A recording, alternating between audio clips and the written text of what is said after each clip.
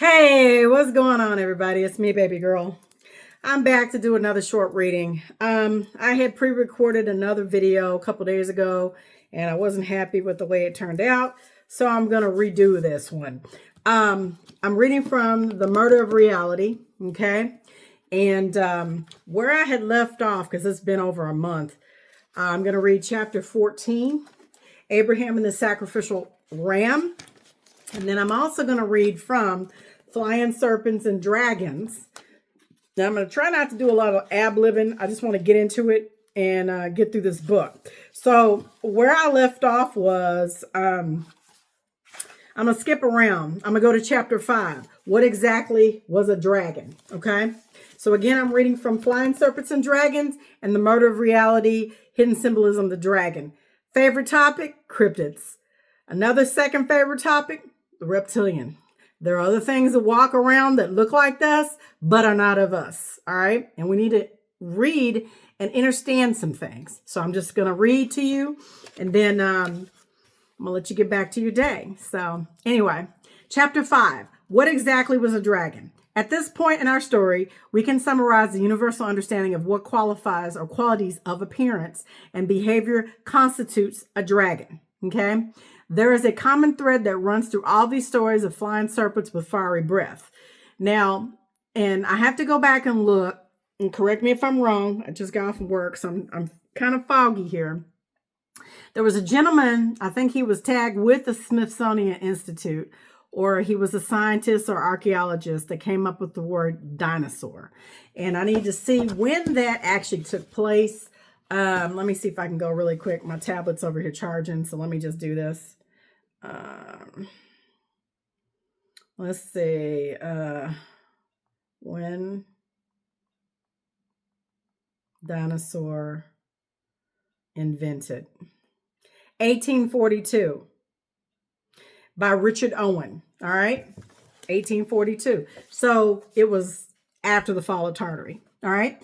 So it says, they were winged. These are the characteristics of what constitutes it as being a dragon. No such thing as a dinosaur. All right. They were winged. The dragon is depicted as a giant reptile or lizard with the ability to fly. The proficiency is shown by its having a set of bat-like wings. In some cultures, they have feathered wings, but illusion of flying is the same. They were legged serpents. Many legends present the dragon as a legged serpent or snake, having either 2 or 4 legs. This separates them from sea monsters, which had no legs or wings. Some of the dragons are shown winged without legs, and these lived in lakes and rivers, which they still do to this day. Loch Ness Monster. Just saying. They had a flaming breath, which was also poisonous, okay? The main feature of the dragon was its ability to spout fire, which was sometimes used for defensive reasons and often to incinerate its victims. Thanks to Game of Thrones, they brought back the dragon, all right? This form of defense is unique to dragons. No animal, reptiles, or birds existing today or in the past have this particular form of bad breath. The biological feature defies all reason and cannot be explained scientifically. Now, if you go look at the Eye of Sahara on Google Earth or Google Maps, the Eye of Sahara, where you see that round circle, which is where Roger from Mud Fossil says that was Atlantis, okay? Atlantis was worldwide. It wasn't just one place, but there you can see the circle, and you can see different sections that had boat slips in the eye. That's actually a dragon's eye. If you zoom out, you can see that that whole area over there is from the fall of the last reset. And you can look and zoom out, and you can see where there's homes and crops. That's part of the fertile area or the runoff of the dragon. Okay, and I've covered that before over on Facebook. Anyway, they coexisted with man, which there were dinosaur tracks or tracks found with a man and a dinosaur working side by side. I just don't remember. You can probably go on Yandex and look it up, or DuckDuckGo. I don't know if Google still has it because they scrub so much information. But it says these creatures must have existed fairly recently, for they shared the earth with early man. They enacted with mankind other as his tormentor, as the European cultures, or as his benefactors found in the East. In the Chinese zodiac, the dragon is included with 11 other animals that exist today, which is true. The early Chinese must have considered a dragon as a real live creature. They were also associated with gems. Dragons were usually occupied with precious jewels or gems, sometimes as hoarders or guardians of such treasure. Some dragons possessed a large red or white jewel capable of wondrous achievements. This jewel was associated with immortality. They created man. Some of the things around the world, some of the texts say this. Dragons were present at the creation of man, that in most instances was the actual creator. They provided early man with all the arts and crafts necessary to establish civilization. Many cultures claim man descended from these reptile-like gods. Yeah, it's written in text. I'm just going to say. We know that every text has been changed. Everything's been rewritten. But if you go back and you look at the text that's from the ancient times, from previous resets, you'll see that they do say that they descended to the earth and they created man, the Elohim. All right. You just got to do your research. All right. And also I also read in the Murder Reality where it talked about the initial first human, the Adam, the perfect man that was created. Right. So they held the secret to immortality. Yep. They possessed the secret of long life and often bestowed it on man, sometimes by jewels, which provided unlimited wealth as well. Dragons were the source of magic and secret knowledge. Also, at the time, you look at the text of King Gilgamesh, where he went on an expedition and he went to Ziad-Sudra. Ziad-Sudra told him about the plant that was the immortal life. He put the plant down after he got it by a riverside, and a snake, a serpent, came up and took the plant. You got to read the story. All right. Next, that to some they were friendly, to others they were considered evil. In the Judeo-Christian traditions, they are looked at as an evil. The rest of the world, which has different religions backgrounds, regarded them as friendly and benevolent monsters. They were revered as gods. Many kings, such as those of the Sumer, Egypt, India, and China, considered themselves to be semi-divine, as they claimed to be descended from the reptile gods. All right. Many of them assumed dragon-like encounterments. So they're revered. The dragon or the reptilians are revered in some cultures. I'm just going to say. They lived underground. They still do. They walk among us. They have the technology to shadow, to shapeshift and all that. Their eyes slits. I mean, it's just a thing. It is true. Dragons either live underground or underwater in crystal palaces where they have propensity to collect and guard treasure, especially precious gems. And they're in every seat of control around the world. They walk among us. They have people put in key positions of power all around the world. That's why we have a lot of this Zionistic Zionism and draconian laws that exist right now. It's because of them.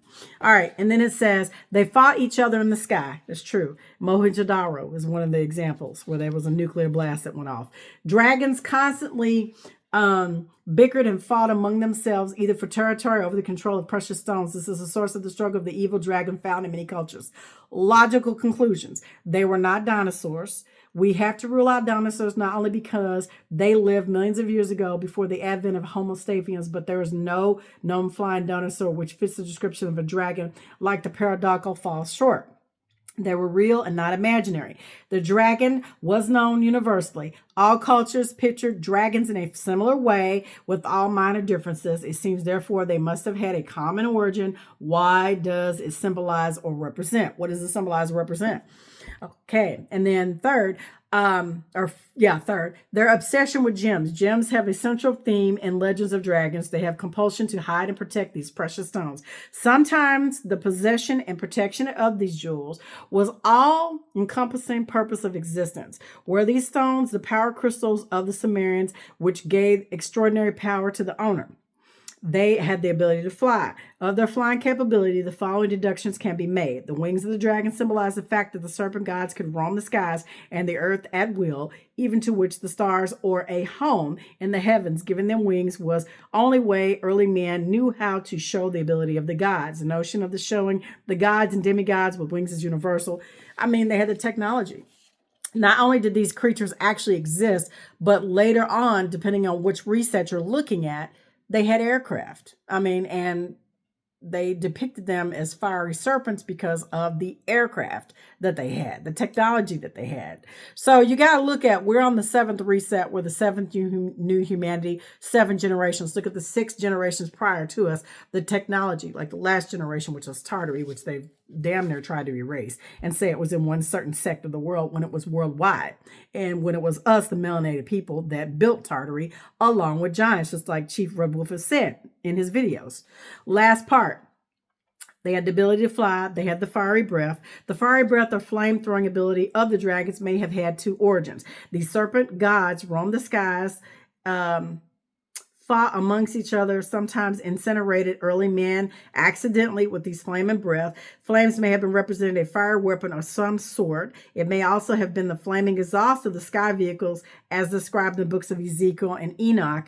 Early men knew the dangers of getting too close to these dangerous exhausts. And then the last part, their obvious reptilian origin. The worldwide depiction of flying reptiles makes it abundantly clear that our creators and ancestors were not of mammalian origin, but were an alien Syrian breed.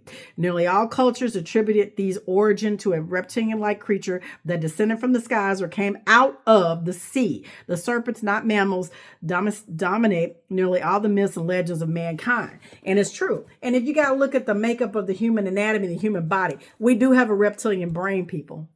I mean, come on. They engineered us. They engineered us and spliced us with. We had the CRISPR technology now, but they had the technology then to engineer man. You just got to look at the stories and put 2 and 2 together to know that we are part of the reptilian lineage. And I mean, it's not the avatar body, but we are sentient beings. So don't let that fool you. Don't let it sidestep you into knowing that, okay, yeah, all right, we got reptilian brain. They're our cousins. We have hair. We were spliced with another being, right? And you just got to understand that even though we came into this existence in these avatar bodies, we are still sentient beings and we need to focus on ascension. I just like talking about the cryptids. I do. I find it fascinating. All right, let me get into this. Abraham and the sacrificial ram. In that day, there were an altar to the Lord in the heart of Egypt. The Lord Almighty will bless them, saying, "Blessed of Egypt, my people, Assyria, my handiwork, and Israel, my inheritance." That comes from Isaiah 19 through 25. And that's the New International Version of Gideon. All right, it says, in the biblical account of Genesis 22, Abraham is told by God to sacrifice his son on a mountain peak at the location of Moriah. The Hebrew name Moriah is diminutive of Mor, H, and teacher, and in the pun are Meher, to see, indicative of the watcher angel, a serpent. Moriah's affiliation in the Latin is interpreted as a morer, to die, inherit of blood rights, rendered in the Greek Mahara. Semitic etymology suggests the locale is an oracle site, Marara, a cave or cavern, explicit of Mara, wife or woman, originally as oracle priestess. Okay, and it shows a depiction of this. All right, and it says, all right, because we're talking about the priesthood and we're talking about the origins of this priesthood, and then we're getting into the breakdown of some of these things all around the world. Prescribed ritualistically, Mount Moriah is a place of instruction, informative of initiation, branched in the Hellenistic languages with divination and death.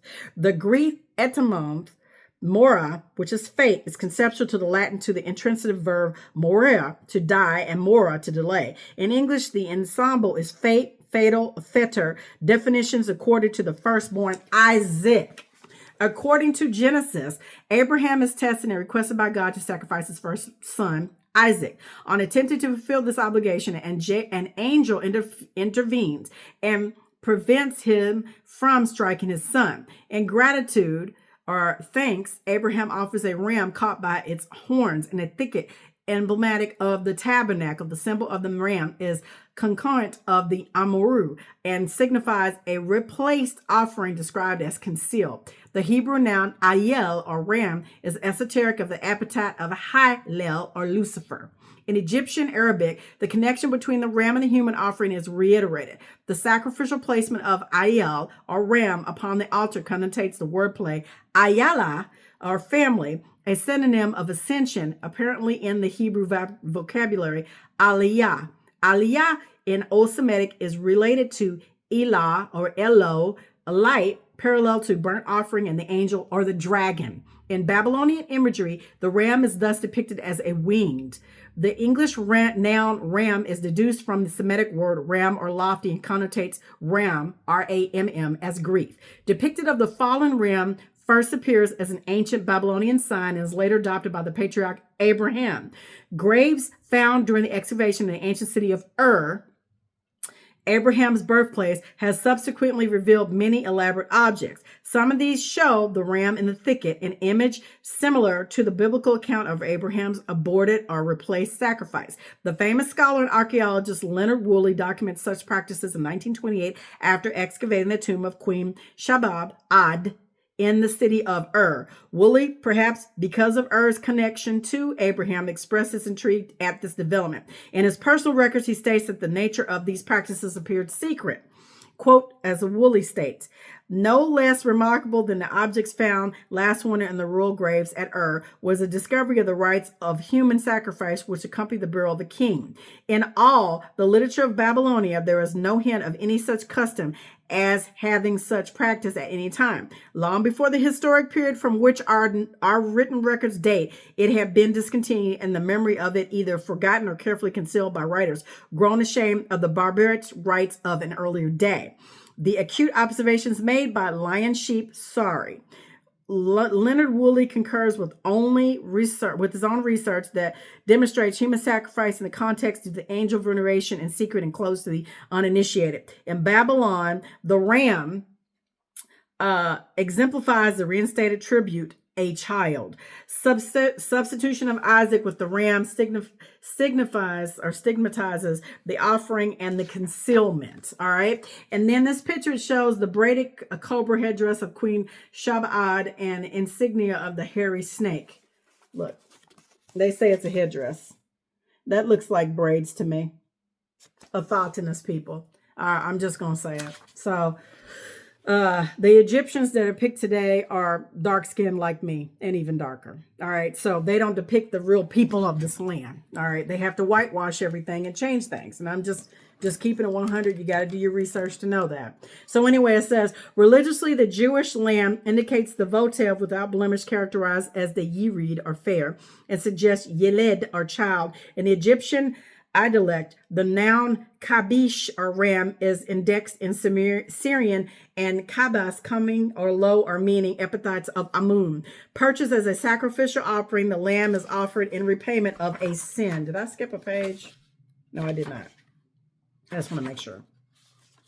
Okay. And then it says, purchased as a sacrifice offering, the ram is offered in repayment of a sin. Indeed, the Hebrew word kadosh is holy and kadesh is scratch, is reciprocal of the Syrian and Kaddish, Yiddish or Kiddush, how many or how much. Rhetorical Yiddish outlines sacrificial redemption. In English, the coinciding wordplay is prophet or prophylog, from Latin stem flager, to strike down. Abraham's deliverance is attained through the killing of Isaac, represented as a ram in the thicket. In some versions of the story, Abraham proceeds to kill Isaac and is later restored by the angel of the Lord. All right, and that's true.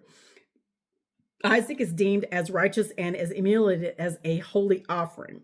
Reference to the righteous one is quoted frequently in the Dead Sea Scrolls as Zaddik, Z-A-D-D-I-K, an etymology traced from Isaac. The teachers of righteousness cited in Palestinian codex is named Morah or Ha-Sadiq, conjugal of the messianic figure. Zedek exemplifies the ancient lamb or ram proffered at the site of Moriah. Okay. In closing, in the New Testament, the innocent blood of the ram or goat, which is Greek as trogos, details the betrayal of Christ. Comparative to the firstborn Isaac, obliteration of the firstborn, allegorized as the ram caught in the thicket, dovetails with Christ wearing a crown of thorns around his head, is an analogy to declining sun. Hung upon a tree, Yeshua, Jesus' crucifixion, records the Judaic practice of execution, archaic of the tribute and the tabernacle. Elevated with two criminals, one on each side, the ritual killing of the Morah or Ha-Sadiq signifies atonement, contrast with the innocent lamb or forgiveness. Totem of the trapped ram parallels Paschal, the Passover lamb, is blood spread across the wooden lentil or tree. The emulation of the Pascal recalls peshish or crime signifies through the Holy Communion correlated with the Passover feast. And this weekend's come up as a Passover. The astrological, the lamb substitution is a parabolic of the Egyptian firstborn, countervailed with the innocent lamb Israel. In Christian mysteries, the ransom of Christ, in quotations, or parentheses, Isaac, is a meta-narrative of the Passover lamb, proportional to the salvation. Its death aligned to the mysteries of the Amun, examined in the next chapter. All right, so that was chapter 14, or chapter 15, and that was the breakdown of Abraham and the secret covenant of the ram. Did I pass up some stuff? Because I got done with this pretty quick. I feel like I skipped over some stuff. And I did. I skipped over like, golly, I skipped over quite a bit. Hold on. Did I skip over a lot?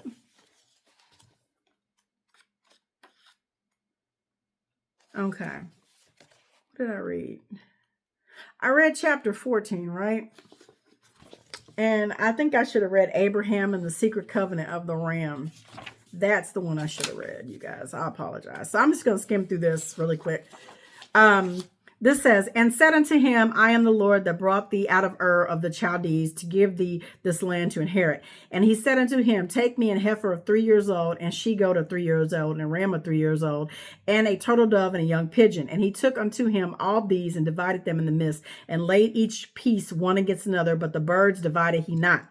And when the fowls came down upon the carcasses, Abraham drove them away. And when the sun was going down, a deep sleep fell upon Abram, and lo, a horror of great darkness fell upon him. And he said unto Abram, know of a surety that thy seed shall be a stranger in the land that is not theirs, and shall serve thee. In the fourth generation they shall come hither again, and the iniquity of the Amorites is not yet full. And it came to pass that when the sun went down, and it was dark, behold, a smoking furnace and burning lamp that passed between those pieces. And the same day the Lord made a covenant with Abram, saying, unto thee seed have I given this land from the river of Egypt, and the great river, the great Euphrates, which is actually here in the Americas, which is Mississippi.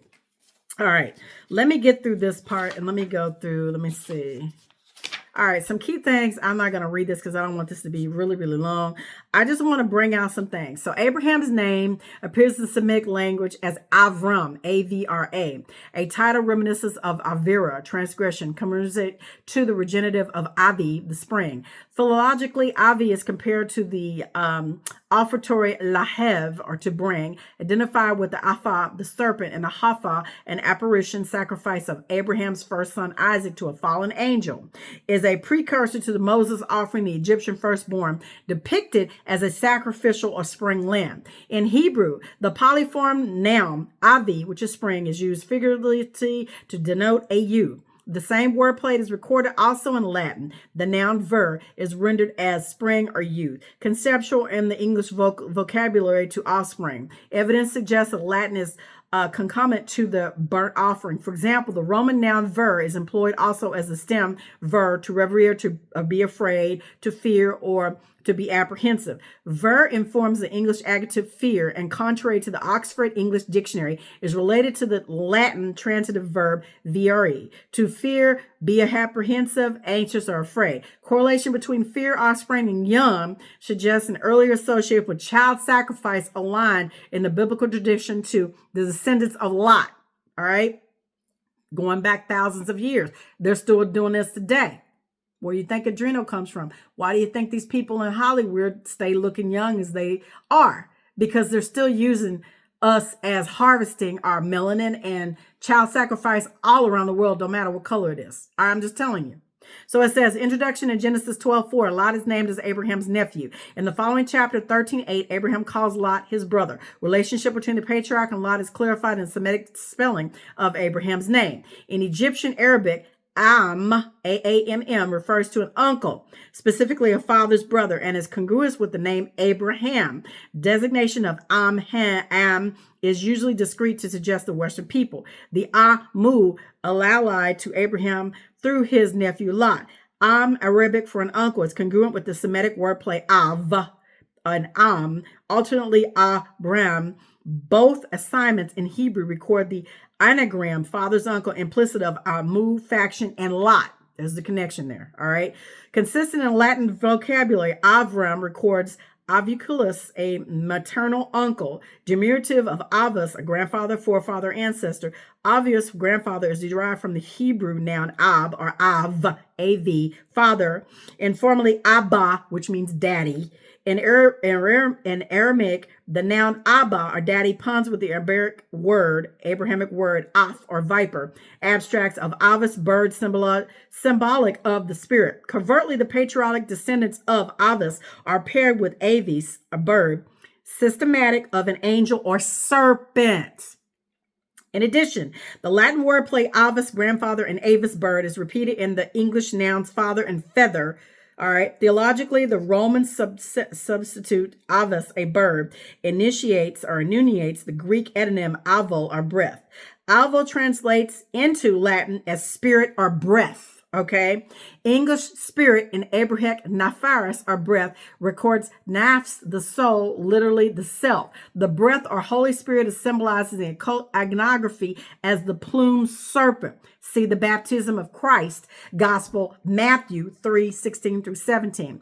Aval is breath, is a prenuptial in Hebrew to avel or ebel, a mourner, categorized to the death of the innocent. Depiction of the mourner or avel specifies avan, which is sin, otherwise avera, which is transgression, recorded in Genesis 4:8 as the propitiation of Abel. Complicit of the sacrificial death, the avian priesthood denotes ascension, characteristic of an angel, align the circle of the snake. And in Hebrew, avera, transgression, is also spelled as hafara, and an allusion in the Semitic language to havel, registered with the winged disc or serpent. Picture, I have a necklace that symbolizes this. All right. Now it says, the feather snake records the Latin wordplay as cabal, is a snake or cobra compared to the columba or dove. Discourse between the bird and the serpent is apparent in classical Greek noun Ophius, serpent, and Judipux 2 in Latin with the noun verb or noun avis, bird. In Hebrew, the wordplay is comparative to ever or wing, symmetrical with the asp. Representation of the bird, snake, and disc denote ascension. Associated with Abraham's tributary, the Havilah, which is a circle, serves as the monogram of the reptile, Abraham of Af, or a viper. Hebrew, additionally, as Af is recalls Avarium, a criminal from Ava, transgression. Abraham's initial name means father of elevation, denominational of the tribute, equated with the disc and serpent. His title connotes the offering of the firstborn, grouped with ram and the winged seraph. In the book of Genesis, Abraham's instruction to change his name to Abraham, so Abram in Genesis, is instructed to change his name to Abraham, indicative of a covenant assigned covertly to the principal deity of darkness, Amun. Modified, Abraham's new epithet is translated by the scholars as father of many nations, Abram, or Habarim. The word nation, am, in the original Hebrew is singular and is read correctly as Abba-ram, father of nations. Am's definition is specifically to the people of Ham, the Amu and the Ramu, classified as the Western nation, Latin Occidental. In the biblical account, the Amaru, which is the Arabic Amu, Hebrew Amori, signifies the accursed descendants of Ham, the son of Noah, traced through the lineage of Lot. Abraham's congruent, father of the Western nations, further suggests the office of the Amaru, a rabbi, literally the master of the Amaru, connotating the teacher or priest, a rabbi, Egyptian wabe. Amaru rabbi's denomination is interchangeable with Abraham, the father of Amaru, otherwise Abraham. Ham is the father of dark-skinned races, like in Africa, the Saudis, people like that. We are here in the Western, where they now mix the maps up. In the Americas, Tumari, Atria, whatever you want to call it. United States is a corporation. America is the name that we can go by for me, definition of this video. We are from Shem. We are the Negro. We are not of Ham. All right. So this is where the teaching and the understanding and researching comes into play. All right. So You got to remember, they changed the maps. They scrambled everything up. They added 1,000 years. What I'm simply saying to you, I am classified as a Negro, which is a nod to Shem, which is the American Indian. Totally different tribes. We're cousins to these people. Understand what I'm saying? The executor to the office of the Hammurabi, Abraham's title infers Hammurabi, the sixth king of the first dynasty of Babylon. Hammurabi unified the kingdom of Sumer, its religious practices and institutions identical to Abraham's ratification of the covenant. Notable for a code of laws inscribed in the Akkadian text preserved in the temple of Marduk, which I have his Bible over here behind me, as I do the Chaldean account. I have that too. Gotta read it. He is documented as the sixth reigning monarch of Assyria. In comparison to the original bloodline of Abraham, is followed through the 9 generations, suggesting the surviving Babylonian king list is incomplete by 3 successions. That's the Babylonian kings list. Have y'all looked up the Sumerian kings list to see how long these beings live? A long, long time. And it's no typo. This stuff was etched on stone. This is many generations back. You got to understand this stuff, you guys. In the book of Genesis, chapter 11, the chronological record of Abraham is followed from the stock of Shem, the Semites, the son of Noah. That's our people here in the Americas. That's who we are. We are descendants of Shem, the American Indian, aka the Negro. Not no imposters. That's who we are. You got to understand that. There's been many texts that you just have to go search it out. It's even in the Library of Congress. You can go look that up. We are the true Semitic people. We got people running around here playing us that are not us. And we got people claiming to be Judeans when they call themselves Jews.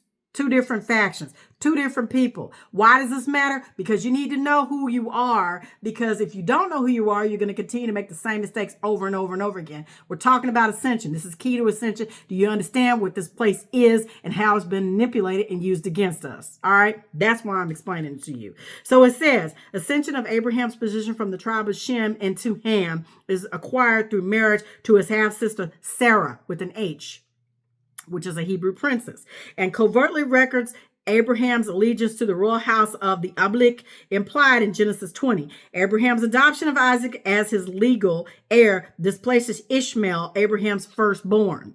Illegitimate Isaac's inheritance is continued with his second son, Jacob, and the usurping of the Esau's or hairy patrimony. The removal of Esau, the human heritage, is predicated upon a royal substitute associated with the children of Ham, a hidden angelic lineage affiliated to the patriarchal Lot. Encountered in Genesis, the descendants of Noah's son Ham, the Amorites, is succeeded through Abraham's nephew Lot. Chapter 19 records Lot's incestuous relationship with his 2 daughters, consummated through the sons of Moab and Ben-Ami. Biblical narratives describe the 2 sons in turn as the fathers of the Moabs, and the Moab, which is over in Africa. Okay, Amorites or Ami.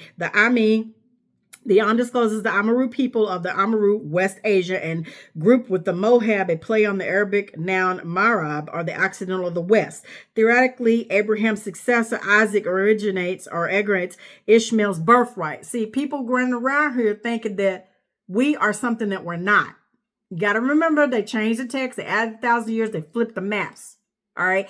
I'm in Texas. It's supposed to be the South, but it's actually the North. I'm telling you, they got people running around here really confused.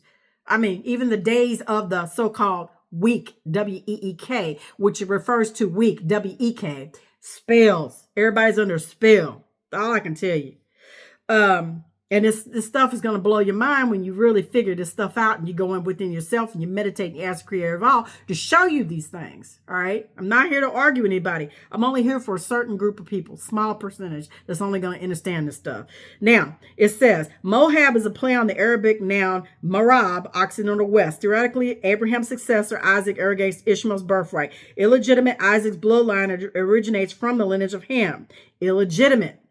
Ranked with Abimelech and the patriarch Lot, concealed Isaac's lineage is conjunct with the development of the Western priesthood. Written in Arabic as Lut, Lot's actual name means to veil or to cover. Cover the truth. Obtained from the Semitic stem litz of. Lots or Lutz, Conningen is abridged in the Latin with the radical lat, hidden or secret, is the adjective form of latins. In Judaic lore, lut pertains to hidden knowledge, intimidating or initiating death rites correlated with the altar depicted as a mountain. Read as the inverted cipher. Lut denotes the Arabic word tul, Hebrew tel, denoting a hillock or mound. All right, I'm going to jump down. A shepherd. Abraham's lineage records a nomadic king, figurative of colonial rule, associated in Egypt with the hykes, in visage with long flowing hair, a symbol of Nazarene priest, uncut. The dreadlock represents the covenant of God ratified through the Lamb. Stylized in Judaism as a ringlet of hair, the dreadlock is a covenant or covert emblem of the hairy snake, a half god, and registered with the nocturnal angel. This is why we grow our hair out and we wear it long. I cut all my hair off, but I'm going to let it grow back. And I am probably going to lock it at some point, like one of my sisters has already done. To lock your hair and to keep it and not cut it is to have a covenant with the creator of all right? The lock of hair signifies the death of the lamb, a bridge originating with the hairy or plumed angel, discoursed as a sacrificial ram. Obliteration of offering is an initial of a secret votive or child sacrifice. Literally, the lamb annotates lot, the nominal of the veil, compliant with the bush and tabernacle. Mutual in Arabic, or tatal ringlet is linked with the surf or wool. Imposition of the Islamic priesthood, the seraph icon of a lamb. All right. Lut is consecutive and covering. A reveal separate. Lut is implicit of a hidden sacrifice, generic of the lamb. Theoretically, the covering of the lamb aggregates the repayment or redemption of sin, the tariff. Related to the Arabic word taraf or tariff, the term is derived from the verb. All right. I'm going to jump around here and I'm going to show you. Let me see. They don't have a picture. Yeah, they do. Here's the priesthood, the dreadlock. This is not a pale-skinned person. This is a person of color. All right. I'm not trying to start no race baiting, but you got to understand that we are a great and powerful people, and there are many of us that live all around the world. A Jewish dreadlock originates from the lock of youth worn by the young pharaoh. The lock is symbolic of the ram's horn, equated with the hairy snake. This is what this means, people. All right. The secret teachings of the Sadi or priesthood are described as the occult of Hebrew Sadi and adopt the oculus, the eye, as the insignia of the dragon or the watcher. Oculus symbolically notates the Occidental nation in the occult, which is the Roman Catholic motif or the all-seeing eye. A progenitor of the occult tradition, Lot is attributed with the Sadi fraternity, originating from the descendants of Cain and Ham. Denomination of the Sadi is identified later with the lawmaker Moses and instigated theologically through the elevation of the Passover lamb. In the book of Exodus, the ram and the thicket is substituted with the spreading of blood and the door frame. I already read that part. So, according to the book of Exodus, the Israelites, after they escaped from Egypt, are brought into the land of their allies, the Amorites. The location of the Amaru of the principal center of Moloch worship, a deity associated with the fraternicide. In addition, the Amaru is a confederate to Amun and the people of Amari. Theologically, the angel of death is parallel to the Egyptian firstborn, the lamb in situ in Amur and Moloch. All right.